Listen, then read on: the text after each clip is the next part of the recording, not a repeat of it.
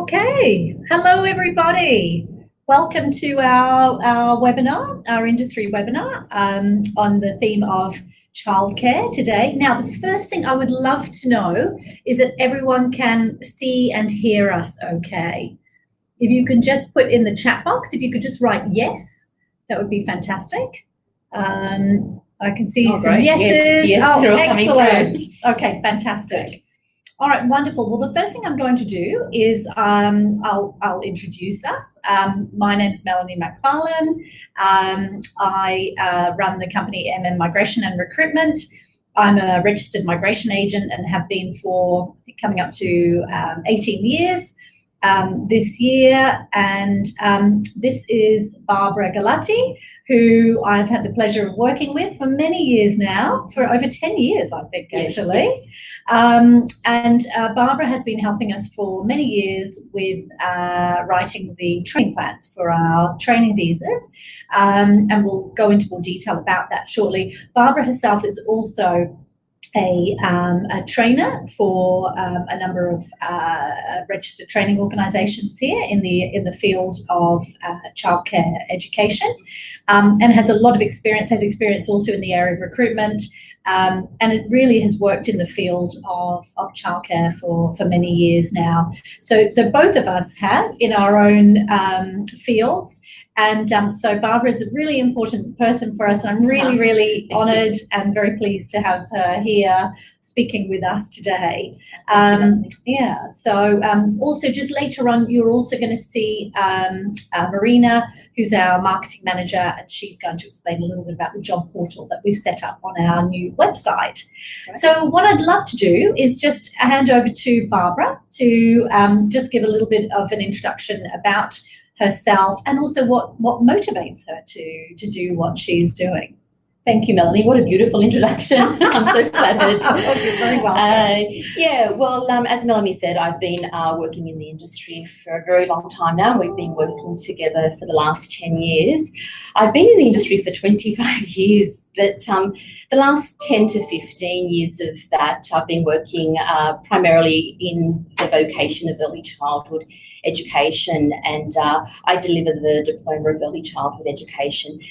And I guess what motivates me is just the pathway and the success of my students, where they come into the course full of excitement, achieve their qualification, go out there, get jobs, and succeed in, being a good quality early childhood educator.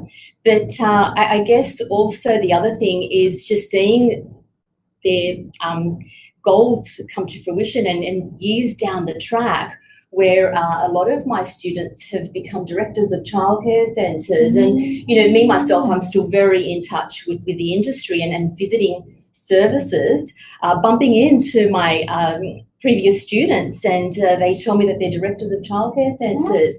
And my students keep in contact with me, and just recently knowing that one of my students is in a regional area of Canberra, and she's a manager of a cluster of childcare centres. I feel so proud, and I feel so excited that they've been able to achieve such, great things. Yeah, and working with you, Melanie, I know that you have really great values, and your vision for students who come here from overseas and their dreams are coming true. Is really rewarding for me because I can see how motivated they are, and that motivates me. Thank you. Yeah, no, it's great. And I mean, I think it's wonderful working with somebody like Barbara, because we know that Barbara is so passionate about, and you can see it, what she's just said, is so passionate about what she does. And we hear great reports, because obviously we have a lot of Barbara students who then come to us at Migration as clients. And we hear great reports about Barbara from those students. So, absolutely, a lot of them are passionate. And they're so motivated. They are so motivated. Absolutely. And so maybe what I'll do is I'll talk a little bit about we're going to talk about a few visa pathways today, in terms of what opportunities there are within the industry of childcare for those who've studied here in Australia or even studied outside of Australia, and what they can do afterwards. Because we know we've got some centre directors and HR managers in this webinar as well, so we're obviously talking to the side of recruitment and also to the candidates. So I'll just talk a little bit about the training visa, which we work with a lot, and as I mentioned, Barbara writes the training plan for. So that visa is an excellent opportunity to upskill a candidate from a lower level position essentially to a higher level position. It's because immigration is very black and white. The occupation that we need to choose to be upskilled for that candidate to be upskilled towards is that of a childcare centre manager. That doesn't mean they have to work in that occupation. It means that they will, and nor does it mean that actually by the end of the training they have to work as a centre manager. And I think, and Barbara will talk a little bit more about this in a moment when she talks about how she has that discussion with the centre manager and the candidate when writing that the training plan. But just to give you an idea of what that visa actually is, we've found it to be it's a wonderful way of, as I mentioned, training and upskilling somebody to a higher level position, and they can actually be skilled and trained on the job. So it's possible to work full time. It's not a student visa. It's either post-student visa or it can be post even the 485 graduate visa, and I'll explain a bit more about what that is. But I just wanted to talk a little bit about what that training visa entails and why Barbara is such an important partner for us to work with. So Barbara, I just wondered if you could talk a little bit about the recruitment needs that you see within the childcare industry, just in general, from your point of view as a trainer and also with all the experience that you've had within the industry. Look, I definitely feel that the industry needs educators to be job ready, to go out there and be able to do the job. Yeah, it's hard work, and so it should be. We're educating future citizens of the world. So that's one thing that I really encourage my students to do, to be ready and to be motivated and to be intrinsically motivated. Also understanding the laws and the legislations, and being able to work with others and being culturally competent, and working really closely with communities. And I'll make a quote: it takes a village to raise a child. It's a beautiful African proverb, and you're part of that village. You're part of the community that makes a difference. So as I said, it's about being serious in terms of what you're doing, and just having the skill set ready to go. Right. Yes. Okay. So, and that, I mean, that, and in terms of the needs within the sector, that's something that's really obviously required, isn't it? Absolutely. That kind of that aptitude, but also the attitude and the motivation as well to learn, to really see this as a vocation. Yes, and just to have that culture of a healthy, positive attitude, right? And just on that note, it's all of your studies coming into fruition where you can apply the theory into practice. Right. Absolutely. Yes. Just something I meant to mention actually earlier on is, and I can see a couple of comments coming up on the chat. We're going to allow about 15 minutes at the end of this, because this is for an hour from 12:30 to 1:30. So we'll allow about 15 minutes at the end of this for any questions. We're happy to take any questions. So maybe then, Barbara, if you can just talk us through what you would do when you're talking to the with regards to the training, about the training visa, and with regards to setting up the training plan. What would you do in terms of talking that through with the centre director or the owner, and then the applicant themselves? Okay, so once the candidates come to me via MM Migration, I make contact with either the candidate and the director or the supervisor of the service at the same time, and we have a very, upfront, honest, candid conversation about the skills gap and what we're looking for are just some areas where there's an opportunity, as Melanie mentioned before, to have or develop those skills and experience on how to manage a childcare service and understand the business of a childcare service in a more specific way. And I think it's a great opportunity to develop those skills, because sometimes that's not necessarily possible as a diploma educator. And this is a great opportunity where we can find those gaps and write a plan accordingly. So, it's just, as I said, having a really open conversation and looking at, where we can fill the gaps, and also looking at both perspectives, both the candidate and the director. And the director or the supervisor of the service is really excited about having someone to come on board and assist and to teach them some of those things that that can assist them in their job role as well. Of course, absolutely. And when you were speaking to the candidate about the training plan, what is there? Because I think there is a I'm saying I think as if I don't know it myself. There is a skills audit, isn't there? So we do for the candidate. Yeah, we do start with a skills audit checklist, and there's specific things that we are looking for, but it's quite an interesting process, because I think what comes out of this is that the candidate also identifies some learning needs of their own. Right. So through that skills audit, it's like, I didn't think about that before, but yes, it is a great area that I can focus on and concentrate on as part of my training visa, so we can put that into we can put that forward as part of the training plan. Yes, so these are the areas that I think we look at, and it's about compliance and governance and recruitment and assisting with internal systems. Okay. And just taking it to that next level. Yeah, right. And I know I might have asked this question already, but I get it asked it so often actually by HR managers and centre directors and what have you. Is there a need at all during that visa? Because the applicant, as you've mentioned, you're looking at recruitment, management modules and what have you. Is there a need for them to actually work as a centre director, centre manager?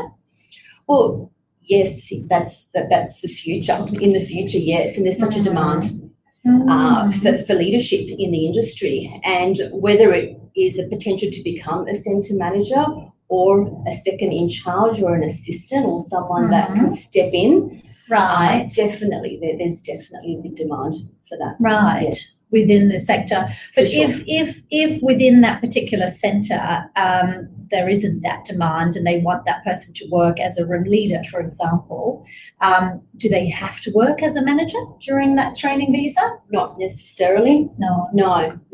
It's just building the skills to potentially be a manager. Yes. But like I said, I think more so it's just having those leadership skills and assisting where necessary. Which is fantastic anyway, isn't it? Awesome. Yeah, because that's what you would hope that someone would be actually aspiring towards anyway, regardless of whether their position is an assistant educator or a room leader aspiring to be a room leader, or a room leader aspiring to be a 2IC. So it's fantastic to actually have that embedded into the training plan itself. And the flexibility of it. And do we encourage the applicants to do something with that training plan as they're going through the process? Yeah, so it's just generally building up the skills and the experience and becoming more confident and becoming a leader.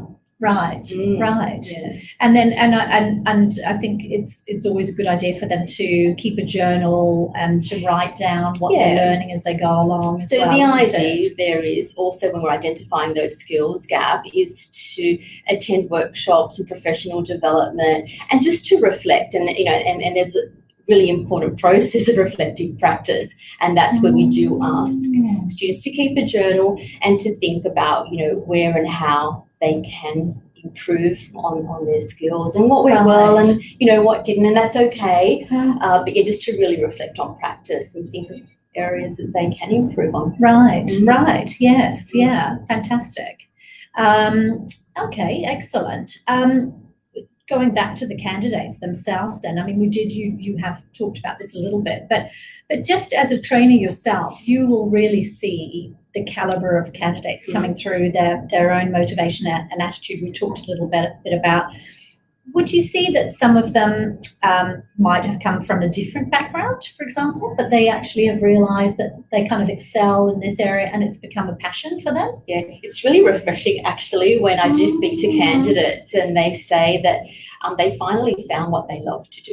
Right. That perhaps they did have a different or diverse background in terms of their career, but they've made this change and they've fallen in love with working with children, and they really are passionate about education. And like I said, it's really refreshing for me. And I think, you know, it's great that, you know, they're brave enough to make that career change and they're so driven by it, and they're quite serious about doing what they do. So that, like I said, that's really refreshing for me.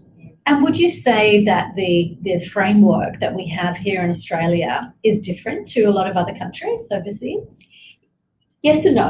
I think there's some great frameworks all over the world, and particularly in Europe, from my opinion. You know, there's some great frameworks that we often, you know, kind of look at as an approach or way of teaching when we apply it or contextualize it here in Australia. But we do have our own framework, our own national quality framework, and our curriculum framework, which is awesome, and a lot of candidates are really impressed by it. And they love the fact that there is this framework in the early years. I feel that, you know, it's obviously going to help lift the standard in quality education. And they're on board with that. Right. Okay, fantastic. Yeah, it's certainly been my experience when I've spoken to some candidates. And as you say, you know, there are some who may have been lawyers before they came, you know, to study here. Backgrounds.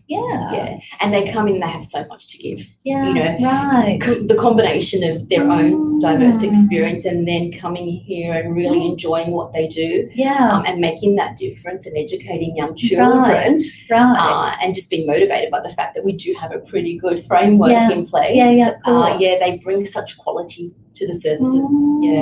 Fantastic. That's so nice to hear. And it's so nice to hear it from your point of view as well, because you're helping to train and upskill them to actually obtain that diploma and then be able to utilise that. But of course, they're utilising it at the same time, aren't they? Because as they study, they also do work placement. Yes, that's right. Yeah, it's a lot of hours of work placement. And you yourself go into some of those work places. I absolutely do. I'm in workplaces all the time. So you're very qualified to be talking to that. Definitely, And look, I mean, it's all about the children at the end of the day. You know, it's it's putting candidates out there in services, and Okay, fantastic. Working with those children and making a difference. Okay, so then the candidates graduate, and they may have some questions for you. About maybe what their visa options are. Definitely, So, Melanie, that's probably something that my students and future graduates ask me. So, what do they do? What are the processes? What will an applicant need to do? I might just bring up a little table here. Just press this button and it should bring it up. My students have so many questions about their future and their options, so this is fantastic. There it is. Great. There we are. Okay, fantastic. So hopefully you can all see that.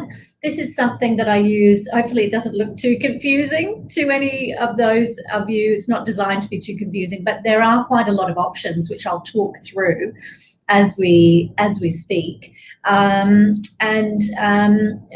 use this when I'm doing a consultation for a client. So here you can see that it starts on the left with the childcare diploma.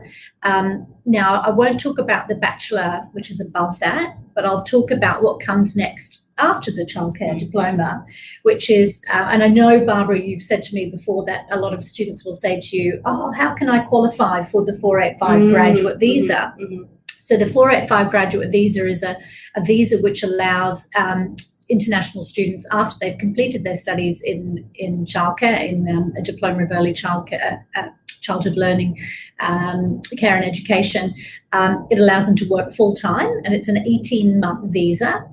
They need to have studied 360 hours completed 360 hours of work placement, and undertaken 2 years of Australian studies, which is identified by 92 weeks at least of CRICOS. Thank you for clarifying that. That's another question that's asked quite often. Yeah, I remember when we were discussing this, that was quite something that students always want to know.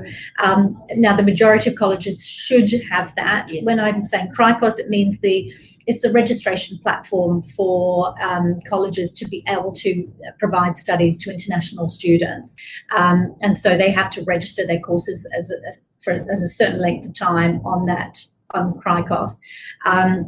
So as long as their course is registered as being at least 92 weeks or maybe 104, including holidays, then they can go on to the 485 visa. They'd also need to have IELTS, which is the English language test, or the PTE. And it needs to be the IELTS equivalent of 6 overall, with no band less than 5. So that's the 485 visa. Now, this is a wonderful visa because it allows, and for those who are listening in, it gives you, those who are HR managers, directors, etc., that gives you an idea of what opportunities there are for you to employ candidates who have come out of their diploma, highly motivated, great attitude, as Barbara's been talking about, even if they come from different backgrounds in their own countries, for example. It gives a centre director a great opportunity to employ somebody from the diploma who's already had work placement, who can then work full-time and be trained and upskilled further within the centre, whether that's assistant educator, or even room leader position. And there's no need to sponsor at this stage at all. So this is a wonderful way of, for both candidate and employer, to take somebody on a visa that allows them to work full-time, no pressure on either side.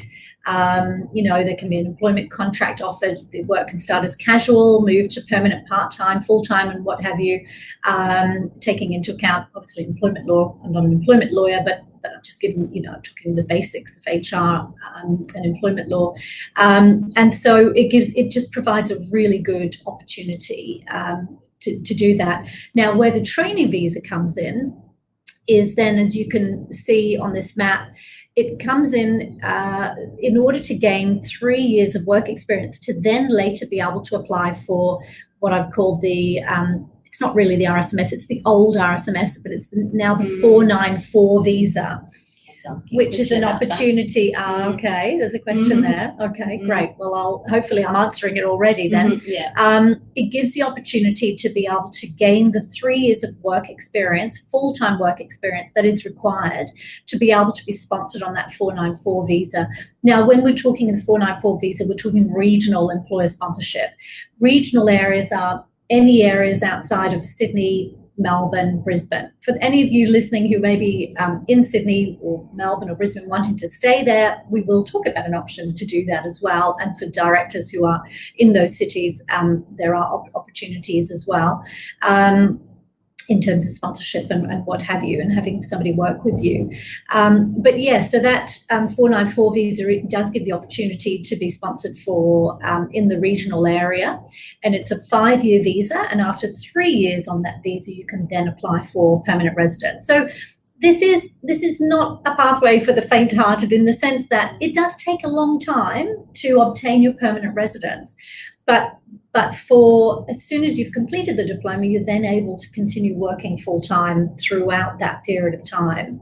Now, the other option there is also the Dharma, which is a very popular question, Melanie. By the way, the Dharma. Yeah, right. I know I've been asked about this so often, and it was one of the reasons earlier in this year that I went to visit Kalgoorlie Boulder in Western Australia, because I knew that was one of the areas that has the Dharma.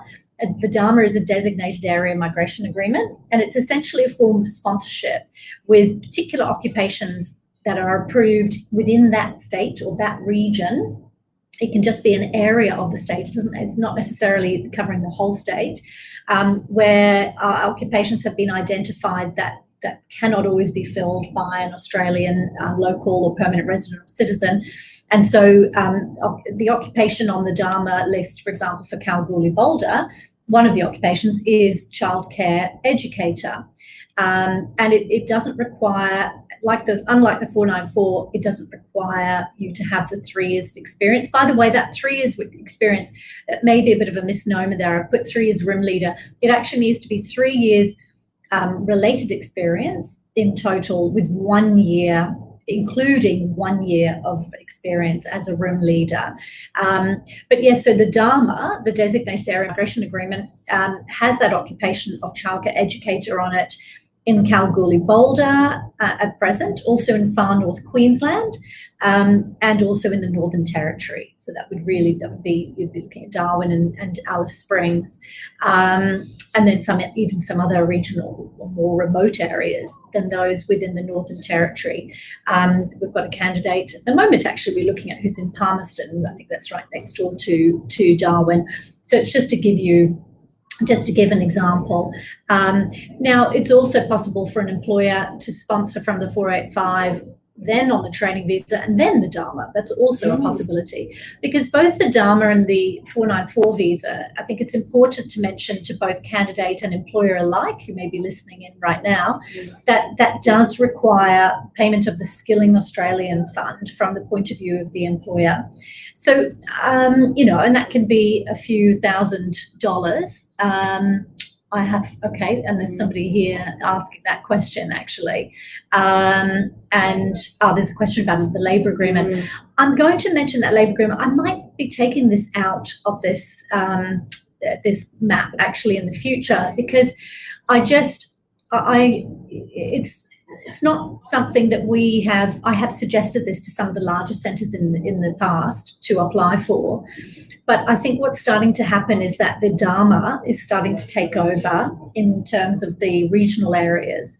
And within the cities, I'm seeing that it is more difficult to obtain the labour agreement, especially with, I didn't really want to mention the word, I suppose, in this webinar, but let's face it, it's out there. In light of post-COVID and what the government may be looking at in the future, in terms of immigration, Prime Minister Scott Morrison has been quite outspoken in terms of actually his support, I think, still of immigration, but that he's still talking about and still pushing regional migration. And that leads me to believe that a labour agreement for any educators within a city may not be approved. A labour agreement is a special type of Dharma. It's like a Dharma. A Dharma is like a labour agreement, and it has to be approved by the Department of Home Affairs. I'm not saying that's absolutely impossible, but yeah, it may be more difficult within the cities. So that's to address the labour agreement there that you'll see on the map, and that probably covers off all of those the visa pathways, apart from the bachelor. Actually, Melanie, what if my students would like to pursue further studies and complete the bachelor? Okay, great. What opportunities do they have there? Right. Yeah. Okay. Well, thank you for that, Barbara, because that's also something that that we get asked, by some of our clients too, because some of them may want to do further studies, and they may actually want to work as an early childhood teacher. As I'm sure all of those of you, those directors and owners of centres on this call will know that it's the regulations, childcare regulations are such that it's more and more necessary to have a higher number of early childhood teachers. Of course, there's a higher rate of pay also for that position, and as I said, there is more and more demand. Yeah, so it's absolutely possible. You'll see in this map that I've actually talked about it twice, in fact, in the sense that you could go straight right from the childcare diploma to the Bachelor of Early Childhood Teaching. That's perfectly possible. And then you would, if you did that, you would then be able to access the 2-year 485 graduate visa, which is specifically designed for those who've studied a bachelor or a master degree, as opposed to only the lower, not only, but the lower level diploma. And so that would allow for 2 years of work, full-time work experience, which in turn could lead to, after 2 years, it could lead to sponsorship as an early childhood teacher. And that could be on the 482, the TSS 482 visa, which is a 4-year visa. And after 3 years, as long as that occupation of ECT remains on what's called the MLTSL, that's the long-term list, as long as that occupation remains on that list, then that occupation can be sponsored for permanent residence through the same employer. And so that provides a great opportunity for someone, for example, to remain, we talked earlier about remaining in the main metropolitan cities of Sydney, Melbourne and Brisbane, which are not considered regional. The rest of Australia literally is considered regional for the purpose of that 494 visa I talked about earlier. But so that provides an opportunity to stay. And as I mentioned earlier, apart from the 407 training visa, the 482 TSS visa also incurs the Skilling Australians Fund. It's also, of course, that's an advantage for sponsoring on the 407 training visa, because of course it does allow for further retention of that staff member, and it means that there is no Skilling Australians Fund required. Just to mention, I'll look at that other option of the bachelor degree as well, but just to mention costs, one of the things that I think when I talk to employers, a lot of employers are very much put off by the idea of sponsorship, because they just go, oh, no, it's too expensive, it's too difficult, no, it's too compliant, it's a lot of work, it's tricky. The reality is that with these pathways that we're presenting here, it really allows an employer to go through various visa types, and to have somebody working with them on that visa, at generally speaking, at a fairly low cost to themselves. I mean, the 485, for example, is an award wage for the position that person is working in. The 407 training visa is also award wage, and it's relatively low cost to actually sponsor.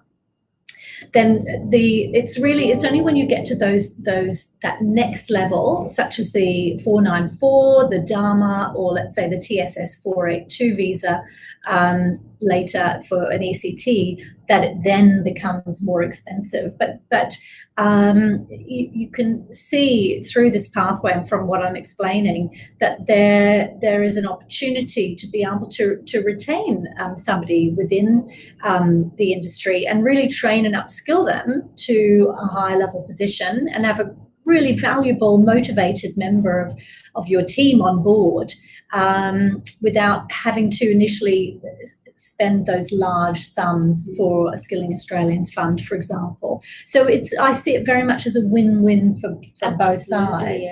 Yeah, I really do. And just one last thing for the bachelor degree, you can actually go from the diploma to the 485, and then if you look at that top part of the presentation of that slide, you'll see that you can go back to a bachelor degree from the 485 graduate visa.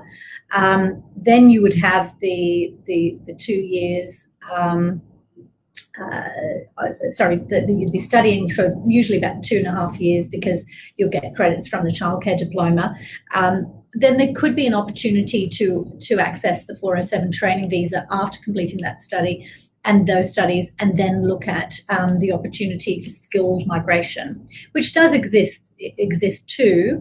If you study the bachelor degree, then the graduate visa, and then you'll have an opportunity to apply for the points test, a skills assessment, and then the points test for general skilled migration.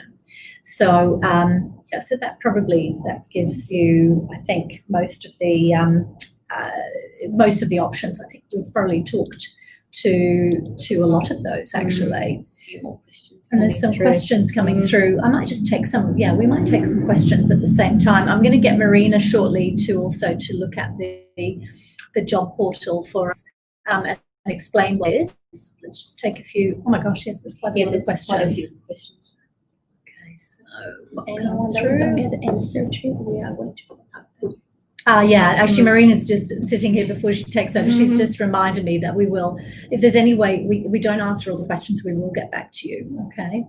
And Melanie, would you say it's a case-by-case scenario for most candidates and any employers? Yes, absolutely. Yeah, because I'm sure I haven't seen those questions, but I've no doubt there's some questions in there that ask about costs for all of these different visa types. Well, it's hard for me to really comment on that in terms of because we've talked about a lot of different visas, and it is also case by case. We've been very understanding during this time, where I know some people have had their hours reduced and so on. It's been a tricky time, and so we've been understanding and given some special fees and so on. So it is case by case. Some people may have a partner, some people may have children they need to add to an application, and so on. And then for the employer as well, it does depend on the different visa type as well. But as I mentioned, we do try and make it as low cost as possible for some of those other visa types for employers. To obviously, we're obviously encouraging employers to sponsor. We understand, I know, having worked with this industry for so long, that there is a big demand, and that I'm not certain how it is at the moment, but it does seem to me that it will continue, particularly in regional areas. But things are definitely looking up. But even in metropolitan areas, there always seems to be a high demand for educators and teachers in this industry. That's an interesting question, actually. Okay, so there's one okay. Question: is it possible to be on the training visa having the centre manager position already, or do you have to have been working towards? Well, that's a good question. If you are actually already working as the centre manager, that would be tricky. Yeah. As a 2IC, you can. We have actually done that. So just actually, that's something that there may be some who have questions around the Job Ready program, because we've had some clients and some clients who've come to us and they haven't been able to finish the Job Ready program before their 485 graduate visa expires. And so what we've done is we've helped them to go onto a training visa to be able to finish that Job Ready program and then be able to either apply for the points test with the training visa, or perhaps be in a regional area and go on to the 494 later on with enough experience, if necessary, to be sponsored.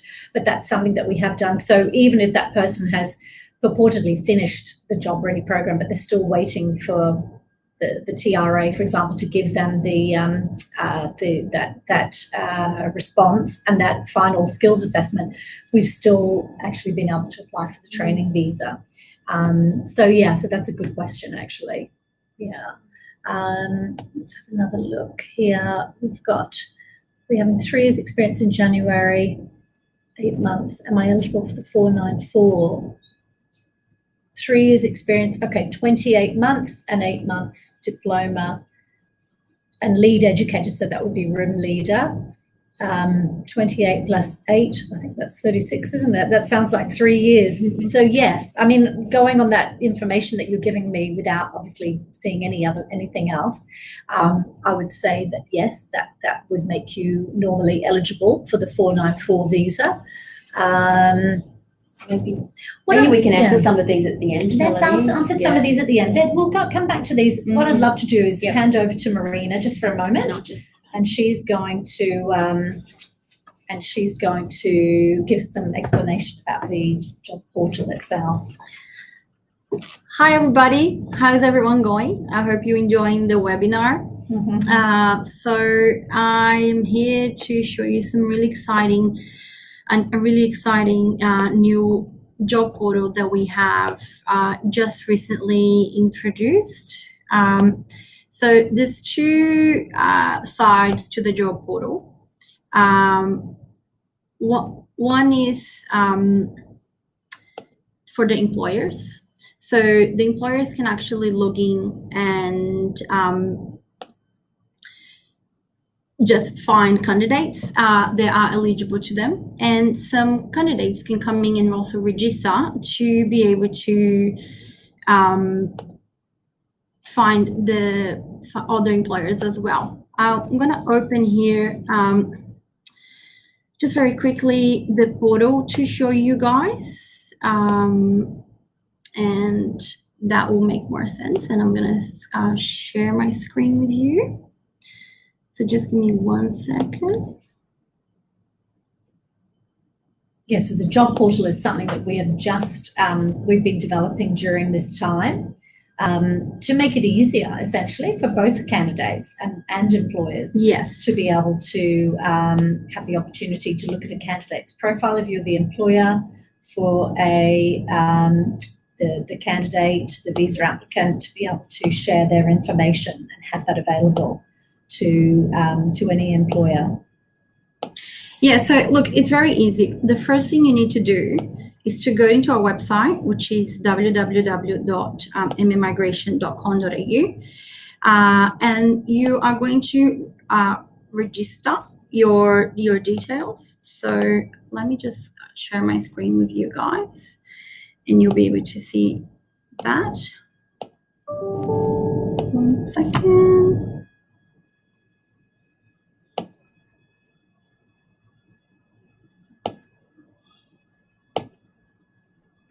So it's just as easy as registering? It's just as easy as registering. Exactly. That's exactly right. Yes. It doesn't take much at all. Can everyone to be able to see do that. Can everyone see the screen that I'm sharing? Looks like I'm sharing. I just wanted to confirm that yes, you can. Beautiful. Okay. Can you still see it? I can't see the responses. And would it be worthwhile registering even though candidates are still studying? Definitely. Beginning of their studies? Absolutely. Absolutely. Good. Because, I mean, you know, some of it's worth it as an employer as well. You can also go in there if you're, for example, if somebody is still studying, you know, there's no reason why they can't be working whilst they're studying and doing their 20 hours per week or 40 hours per fortnight. Absolutely. Beautiful. And forward planning and looking at, Exactly. That's exactly where they can right. hire staff in the future. That's right. Definitely.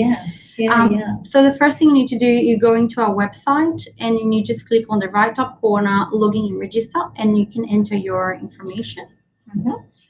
The second thing,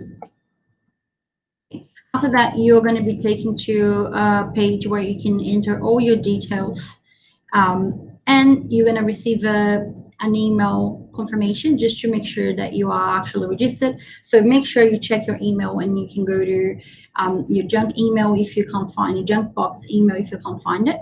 So once you do that, you're going to be able to log in, and that's how the job portal looks. It's really easy to use, but it's very important for you to actually edit your profile and complete it, so that way we can actually know all the information that would be normally on your resume. For example, you know, how of course your qualification, date of birth, you know, and then of course when you graduated, what other licenses you have, if you have, for example, work with children's check, and all these details.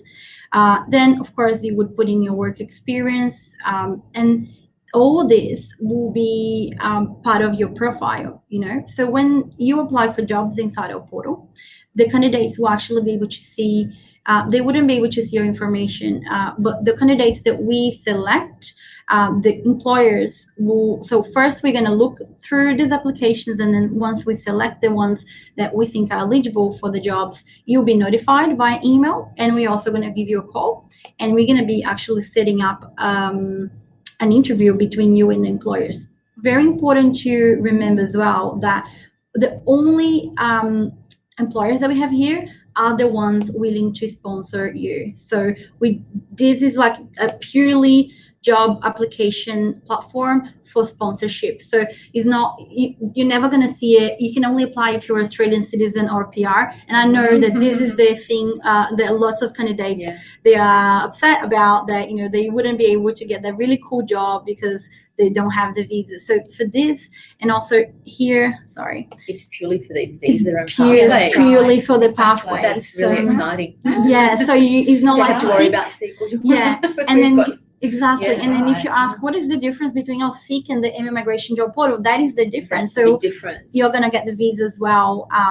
So before you apply for the job, of course, we're going to check your migration eligibility. That's when you come right. to a consultation with Melanie, and that is how that's how it goes. So that's right. And so from an employer's perspective, you know that you're also secure in the knowledge that anybody who's within this who has registered and then been approved within this portal is somebody that they would be able to employ. Yes. And we would provide the pathways to be able to do that. And yeah, all the candidates, I mean, this just for employers, this one, all the candidates actually pre-selected in terms of both qualification and, if they're going to be great for the job, but also eligibility in terms of visas. We're never going to put you to have an interview or even send you the resume of a candidate that doesn't have the eligibility. That is why it's also very important to have the consultation with Melanie early on. That way you can make sure you have the best chances of being eligible. And is it ever too early to come in and have a consultation? It is never too early, Never too actually. early. Yeah, thank you for that question, Barbara, because it is never too early to come in for a consultation. In fact, I would say the earlier the better, because then you're more prepared and you understand exactly, what pathways there are ahead of you. And that kind of gives you the opportunity to plan, to budget, and to feel secure in the knowledge that you've got something at the end of your studies. Now, clearly, I know there's always a question, but what if immigration law changes? What happens if my visa suddenly changes? What if something new happens? Obviously, it's very hard for us to predict that. Visas are changing. I would say the only thing that's secure in the world of immigration is that things do change. But there were some big changes. There have been big changes in the last 2 to 3 years. That new 494 visa was released last November. I'm very much hoping that's not going to change. There will be some occupation lists that will change probably in October. But from everything that I can see, in terms of labour market demand, I would say there is a significant demand still in the industry of childcare. And I don't see that that's really going to change. From all the conversations that I've also had with childcare centre managers, directors and owners of both small and large organisations, it's not something that I see changing, not in the regional areas, nor even actually in the metropolitan areas themselves. Yes, so I agree. I hear that all the time. There's such a demand for educators. Yes. And educators who are committed for the long run. Yes. Yeah. And I think that this is an opportunity to get those educators committed and be in it for the long run. Exactly. Also, in terms of being on the loop about migration updates, every time that there's a migration update, we do send emails to our clients, also on a monthly basis on our newsletter email. So if you want to be in the loop of all the latest immigration changes, do subscribe to our newsletter. You can do that online on our website, or you can even go to Facebook and you can find a link there as well. So it's important to be on the loop. And I know if you do have a consultation with Melanie, and we have massive changes, we do let our clients know as well via these emails. And if you are on our list, it means you are going to be informed about all of this stuff. That's right. It's very important. Absolutely. To be on the loop. We do put out newsletters, posts through Facebook, LinkedIn, and so on through all of our social media. For sure. So follow us. Absolutely. And now, I'm just thinking now we should probably go back to questions. Actually, we've got 10 minutes. Can I just quickly show this is the candidate profile yes, now? Of course. Thank you, Marina. Yes. You're going to show us the employer. Yes. Of course. So, if you are an employer and you want to look for qualified and eligible candidates only, no time wasting. We are only selecting. You're only going to be allocated the candidates that are eligible to you. We're not going to give you a whole bunch so people can apply for your job position when you post it. However, you're not going to see all the applicants. You're going to be see a pre-selected range of applicants. No, so that is the difference again of applying into big job matching websites such as Seek and Indeed, and applying posting a job through immigration. So That's again, right, because recruitment is so time consuming. Yeah, it is time consuming. So to have that shortcut is awesome in terms of time. For sure. So there's two things. One, you can always contact us and we can actually fill out the entire application for you. You can also email us the job description and we can do it for you. Or you can actually go into, if you are more a person that you prefer to do it online things, you can log in, go to our website as well. Once you register, you just choose to be an employer, you know, whether you're candidate or an employer, of course, you know, you just select that option. And then once you go to the job portal, if you complete your profile and put your contact details, that is, you know, probably the HR manager or whoever is actually looking at the application should have access to that account. Then the company profile where you can, you know, put your company information, and then you can actually post a job. So you post a job, you put all the information that you need. You know, this is like the job description, the name, the salary if you want to, otherwise you don't have to, the specifications and the location of the job, and then you post a job. Then these will be visible for the applicants, but they cannot actually contact you directly. They're not going to have access to your information.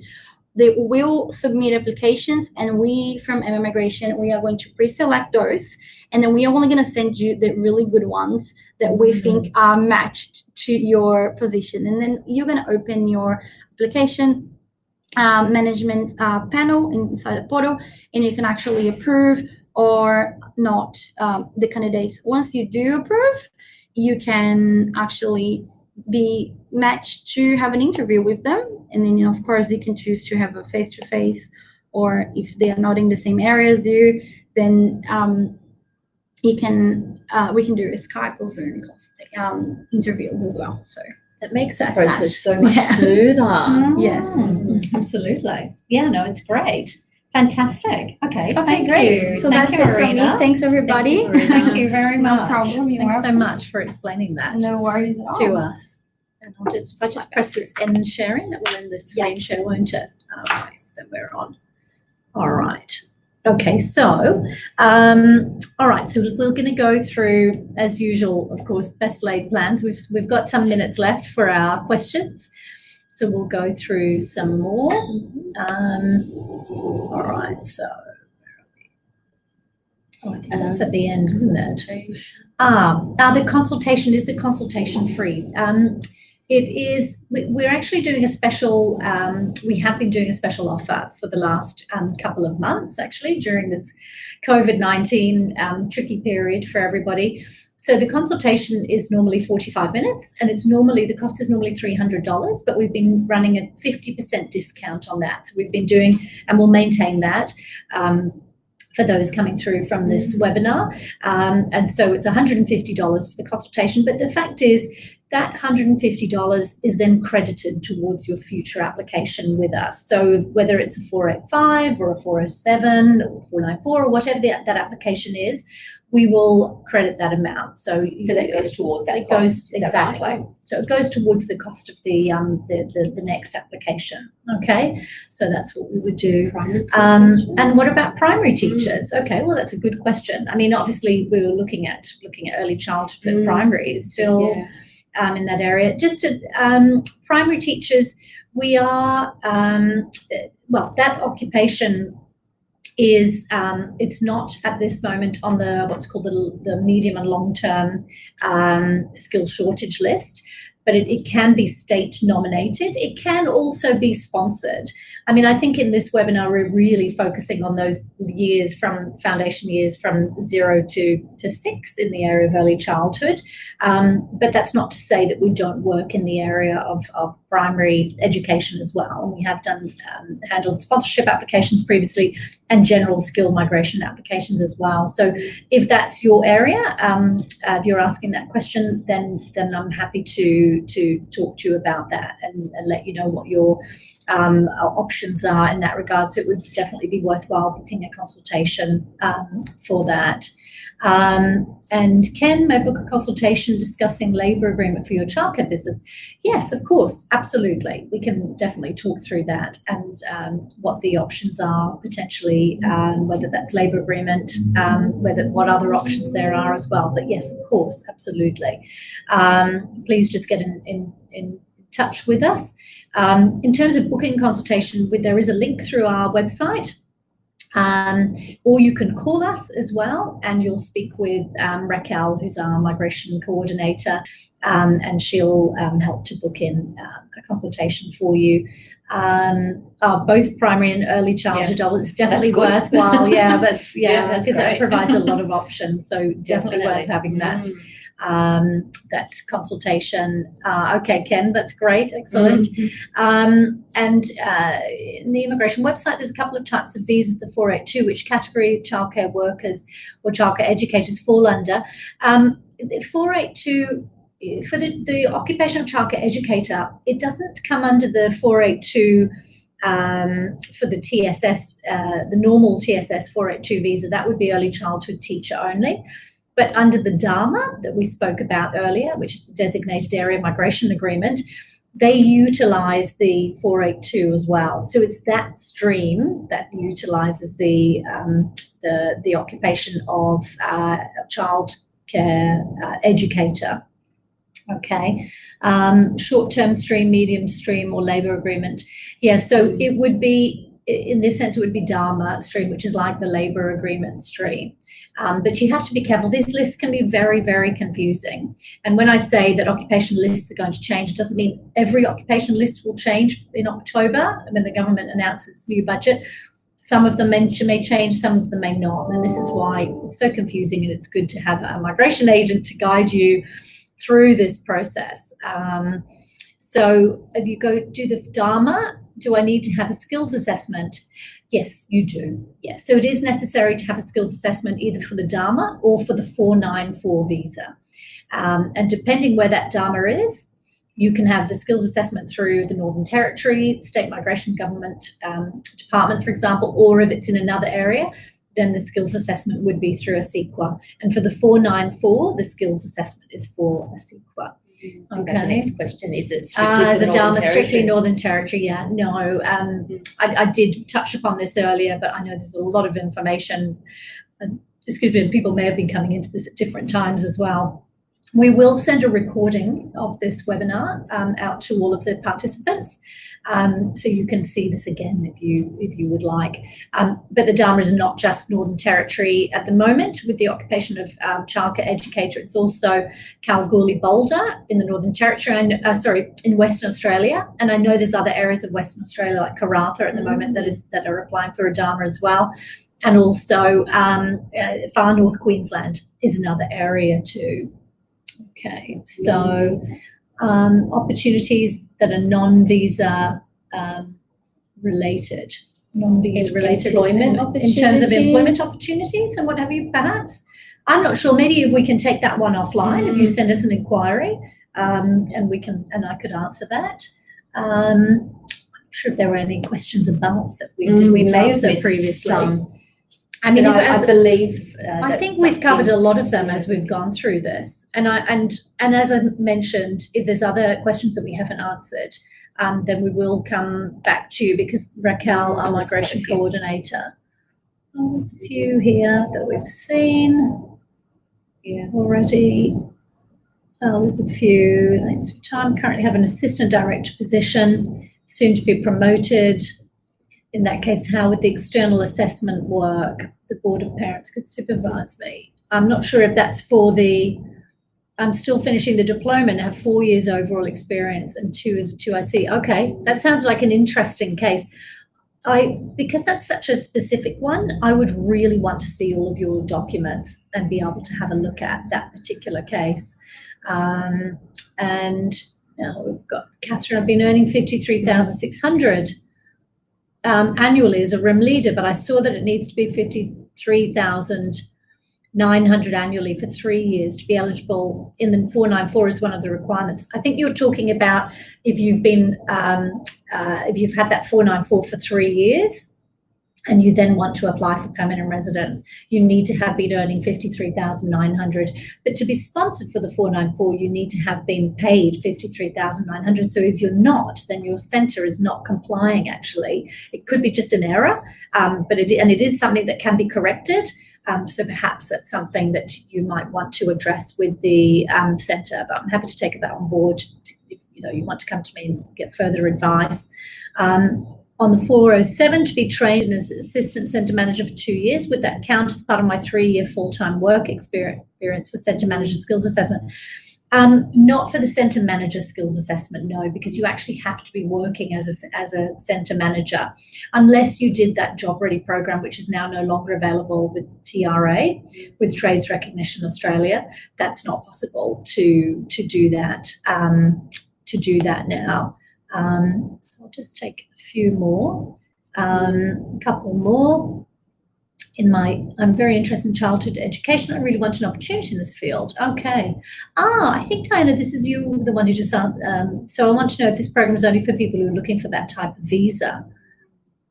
Yeah, I mean, if Diana, if you are already a permanent resident, I mean, that's wonderful that you want to work in this area. You can study at many of the colleges where there are international students also, as a domestic student, if that's what you're asking. But I'm not certain if that is. Okay, I'll just take one more question and then we might just finish this off. How long is the 407 visa? And do I need a sponsor for this? Actually, I'll finish on that one since, we've been talking a lot about that training visa, obviously with Barbara as well. So that visa is for a period of 14 months. That's 14. If you look at the immigration website, the Home Affairs website, it will say for up to 2 years, but we have found that in childcare, we can't apply for it for any longer. Immigration just won't approve it, unfortunately. It's one of the areas like hospitality as well. For whatever reason, the department has their own reasons. They will not approve a visa for any longer than that, and we don't want to get visas refused. So I myself, it's worth probably pointing out that I myself train other migration agents in the area of the 407 training visa through the Migration Institute of Australia, and as such I've had access to somebody from the 407 department to speak to in Home Affairs, and she actually agreed with me and confirmed that point, that they would not approve for longer than that 14-month period. So we've had that from Home Affairs themselves, and you do need to have a sponsor. You cannot apply for that visa independently. All right. So I think we will actually conclude there. As I said, if you have a question, we'll take those on board. Is there anything that, Barbara, you would like to say just to conclude? I mean, I'd just like to say thank you so much for participating. Thank you, Melanie. And thank you, everyone. And I just would like to wish everybody the very best. Yeah, you picked a very good industry. It's the best. It's so rewarding and so satisfying. So, and please just, go out there and be the best that you can be, just for the children. It's all about the children. It is, absolutely. Yeah. Those important years in all of our lives. The most important years. Yeah. So and you will make the difference. Thank you. Thank you so much, Barbara. Thank you, Melanie. It's been wonderful having you here and listening to your expertise. Really, and yours. So thank you very much to everybody who's participated. The options are there to book further consultations or make any further inquiries. Thank you very much, and we'll be in touch. We'll send you a copy of this presentation. Have a great rest of the day, and all the very best. Take care, everybody. Stay healthy and stay safe. Bye for now. Bye.